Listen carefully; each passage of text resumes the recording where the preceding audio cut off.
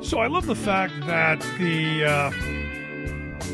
that CBS News reported last week that had the minimum wage kept up with productivity gains since 1968, the height of the minimum wage would now be like $26 an hour, something like over 50 grand a year. And you go, yeah, we've known that for a long while. Thank you for reporting what we've already known. Thank you for telling us that corporate America has suppressed wages, stopped workers from organizing so that they can't get wage increases. And oh, by the way, lobbied for laws and regulations that allow them to suppress wages even further, especially in service industries. But thanks for telling us what we already know. The reason that they're telling us is because the rest of us have figured this out, and there are people who've had enough of it. And it's about time. I've been calling this for years. I'm here to share some thoughts on the workers who have had enough of it. I've asked Saru Jayaraman to come talk with us. Saru is the president of One Fair Wage, their website, onefairwage.org. Saru, thanks for taking time for us. Thanks for having me. So I'm looking at this report and I'm going, we've known this. This isn't news, is it? No, it's absolutely not news. But what I think is the best news ever is that I think workers are finally in the millions waking up to this as well.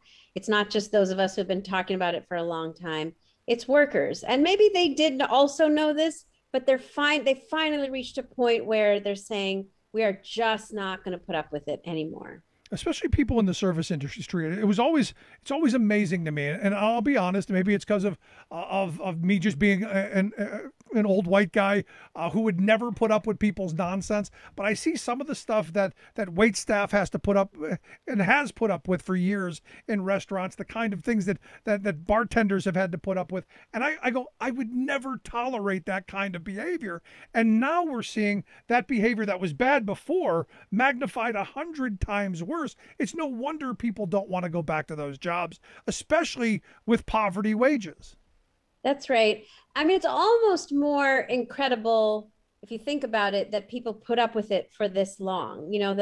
This dates back to emancipation. The sub-minimum wage for tipped workers, which is still a ludicrous $2.13 an hour today, is a direct legacy of slavery created at emancipation when the restaurant industry came upon the brilliant idea that they could hire Black workers who were newly freed slaves, not pay them anything, and have them live entirely on tips, which was a mutation of the concept of tipping. Tipping was something that originated in feudal Europe as an extra bonus on top of the wage.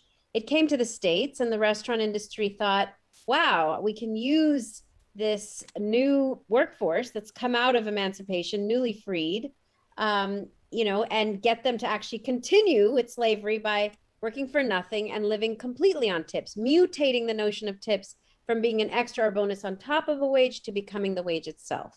Yeah. That was a $0 wage. We went all the way up $2 over 150 years to a $2 wage. And as you said, over that 150-year period, you had a mostly female, very low wage workforce living on $2, putting up with very high rates of sexual harassment and hostility and all kinds of issues for 150 years. It took the pandemic, which really exacerbated those issues. Tips went way down. Sexual harassment and hostility went way up from customers. And workers finally said, it's just not worth it anymore. You don't pay me enough to put up with this level of hostility. And there has been a mass exodus from this industry during the pandemic, leading to thousands of restaurants, including those that have fought this and said they could never do it, that they would shut down if they had to pay this wage. Thousands of restaurants now paying a full wage. I've heard 12, I've heard 13, I've heard 15. I've even heard of restaurants paying $30 an hour because they can't get workers to come for anything less. Yeah. And somehow they're still open. Somehow they're managing to survive paying workers a living wage. It's quite remarkable. But we've got a name for this period. It's the Great Resignation, Saru. That's right. Everyone's resigning because look, there are jobs out there. There are options that I think in the past most people didn't think they had. So right. When you have options, you're going to take a better one. I think that's part of it. But I got to tell you, for a lot of our people, it's not like they got unemployment insurance. 2/3 of our workers didn't get unemployment insurance to begin with, because in most states they were told their sub minimum wage of $2 or $3 was too little to qualify for benefits. So it's not like they were given the option to stay home and do nothing. The other options a lot of people faced were go back to school, perhaps. Some went to work for gig companies, Uber, Lyft. Some went to work, in for Walmart or warehouses. Some went to work for grocery stores. But so it wasn't like the options were fabulous. But I guess what I'm saying that's so important to note is that workers were basically saying anything else or nothing at all is better than working in this industry. That is an incredible statement for millions of workers to make at once en masse. Essentially, they went on strike and they're saying anything or nothing at all is better than this. And that's fabulous. It's, again, as someone who's a labor guy, it's something that I've been calling for decades. We need to have this moment. And I think we're looking at the possible reset of the working class to where people finally realize that they have some power and that these employers aren't they're not benevolent dictators, that we can fight against them and we can do better. But I think politics has some of this to do with it as well, because there was a story that I love. Joe Biden was in Ohio, giving a speech back in July. And some restaurant owner asked him about, hey, how are you going to help us get workers back into here? And he basically told them, raise your wages. That's right. That's right. That's right. We were so thrilled to hear that. Yes. Brilliant. Who would have thought of it? He didn't just say that. He actually said, my sister-in-law works as a tipped worker in Atlantic City. She gets what? $7 plus tips. He said people aren't going to put up with that anymore. They want $15 an hour plus tips. So it is wonderful when the president gets it, when they're not buying the rhetoric that these workers are staying home, collecting unemployment insurance. Listen, we just did a massive study of these workers. We surveyed 3,000 workers who are left working in the industry. Mind you, millions left last year. From those that are left, 53% of 3,000 workers said they're leaving. And 80% said the only thing that would make them stay is a livable wage with tips on top.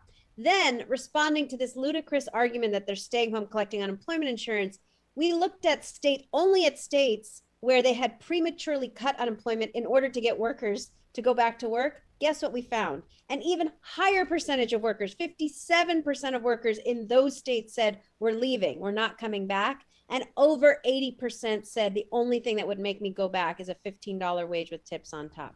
So on the contrary, it is not people staying home collecting unemployment insurance.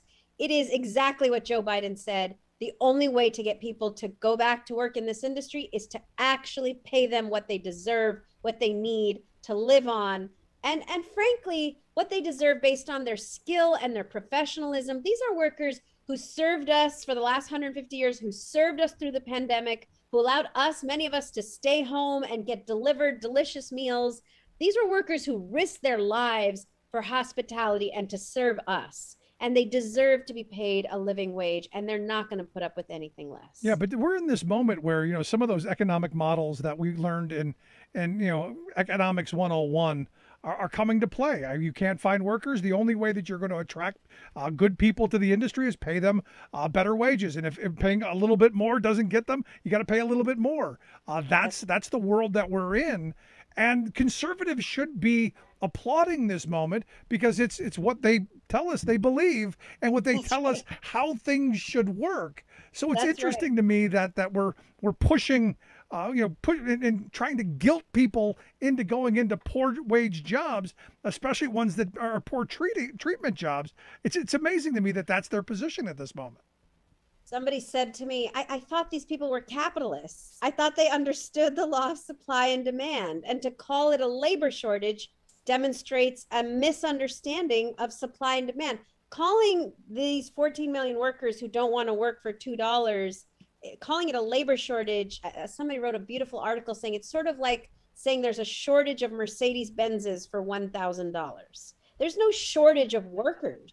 There's a shortage of people willing to work for $2 an hour anymore. Yeah. They're just not going to put up with it. And I got to tell you, there are restaurant owners who are leaders of the National Restaurant Association, which is the trade lobby that has lobbied since emancipation to keep these wages as ridiculously low as they are.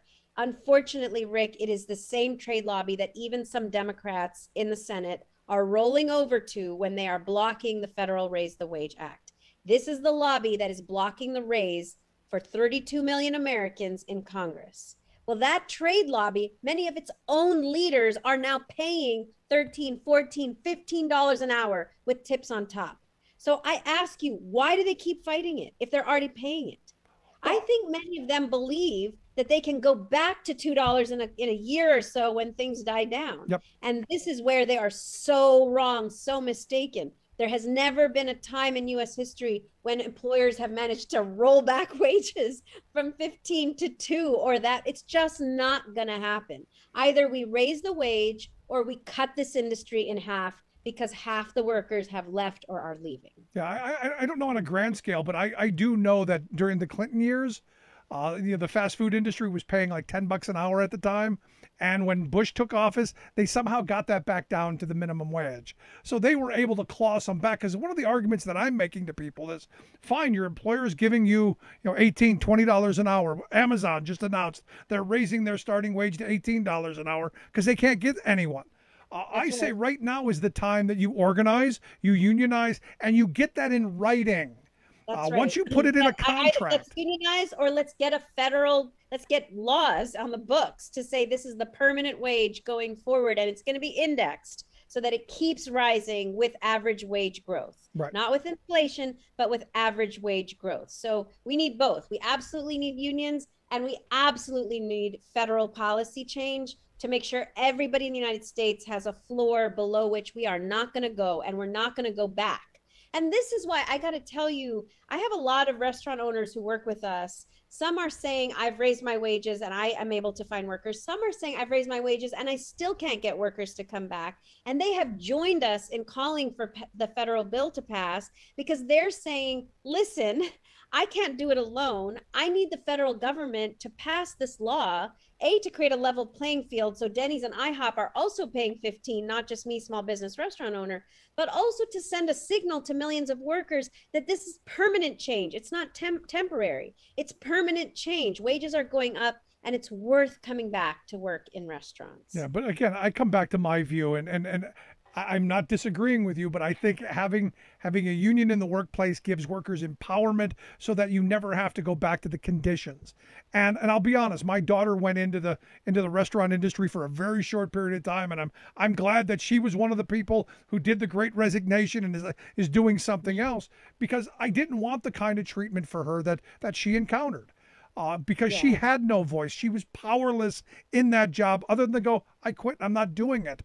So for me, having that ability to stand up and speak out and not be fearful of being fired, to me, that's all the difference in the world. Yeah, I agree. It's both and. It's why the Fight for 15 slogan has been 15 and a union. It's just that, Rick, there are millions of workers. We're not going to be able to help all of them unionize immediately. And so we do need the policy to set the floor, and then we need to organize everybody to have a union on top of that. So let me ask you this, because, now I have found no one who thinks $2.13 an hour on the federal level is sane, is rational, is livable. In Pennsylvania, I think it's like $2.86 an hour, something marginally better. I know no one who thinks that that's enough. How do we get to a place where we make it on par with minimum wage, and we raise the wage to somewhere near the sane level, which again, I think tying it to productivity, not a bad idea, especially since CBS News is saying it'd be $26 an hour today. That's right. Well, the first thing we need everybody's help with is that there are 8 Democrats in the Senate, Democrats that have voted no on the federal Raise the Wage Act, which would raise the minimum wage to $15 an hour and end the sub-minimum wage for tipped workers and end the sub-minimum wage for workers with disabilities. That bill, yes, there are 42 Democrats who voted yes, but there are 8 Senate Democrats who voted no, and we need to keep pushing on them because they are listening to the National Restaurant Association, not to their own constituents who overwhelmingly, whether they're Republican or Democratic, you can poll people in America, they overwhelmingly support raising the minimum wage and ending the sub-minimum wage for tipped workers. You're right. Nobody disagrees except for the elected officials, like these 8 Democrats, and their cronies in the National Restaurant Association. So we need help pushing on Senator Shaheen and Hassan in New Hampshire, Senators Tester in Montana, Senators Carper and Coons in Delaware, Senator King in Maine, and of course Senator Manchin and Sinema, who are just kind of standing up for the Restaurant Association rather than their own constituents. And this is the stuff that drives me crazy about Democrats, because Democrats are supposed to be the party of the working people. Look, I get when Republicans say that we should have no minimum wage laws, we should have no maximum hour laws. Hell, we got Madison Cawthorn coming out saying he wants to gut OSHA. I expect that from Republicans. I don't expect that from Democrats. Well, and I think beyond not expecting it, I think all of the millions of people who turned out to vote in very large numbers last year in Georgia and Michigan and Pennsylvania, if they don't see some real change in their lives, in their economic situation, it's going to be very hard for us to say, please come back out to vote in 22 or 24. Yep. Restaurant workers had a 12% voter turnout rate before 2020. We mobilized thousands of them to vote on this issue with the expectation that Joe Biden and the Democrats would deliver. If they don't, I really fear that we will lose the Senate and the House in 22. And so even if you don't care about these workers or their wages, if you care about democracy, if you care about making sure Donald Trump doesn't come back into office, if you care about voting rights or anything else, we have to deliver on the things that we said we were going to do as Democrats. No, I absolutely do not disagree with you on that. Saru, let me ask you a last question, and kind of a sideball. Madison Cawthorn, the representative from North Carolina, tweeted out that he's going to put forth a bill to gut OSHA. A visceral reaction, thought? That's probably the right one. Republicans, if they took control, would take us back to the Stone Age, as we know, where workers have no protections, no minimum wage whatsoever. I've been debating people on radio shows like this who say we shouldn't have a minimum wage at all, no protections. They really would have us return to slavery, Rick. They really would have us return to slavery, because that is when a worker has no protections and barely any wage. What other name can you give it? What other name can you give it when you don't actually pay for your workers' labor, nor do you provide any protections?